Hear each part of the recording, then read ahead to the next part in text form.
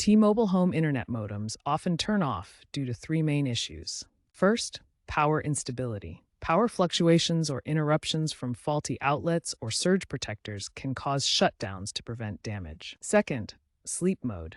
The modem may enter a low-power sleep mode after inactivity, which can be mistaken for a malfunction. Third, overheating. Prolonged high-speed usage can cause the modem to overheat and automatically shut down. These are the main culprits. According to T-Mobile, modem issues cause a 15% customer dissatisfaction rate, but simple resets resolve 65% of issues.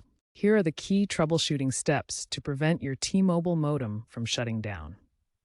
First, ensure your modem is plugged directly into a dedicated wall outlet without any extension cords or surge protectors. Check the power outlet to ensure it provides stable 110 to 120 volts AC power. If overheating is suspected, place the modem in a well-ventilated area away from direct sunlight or other heat sources.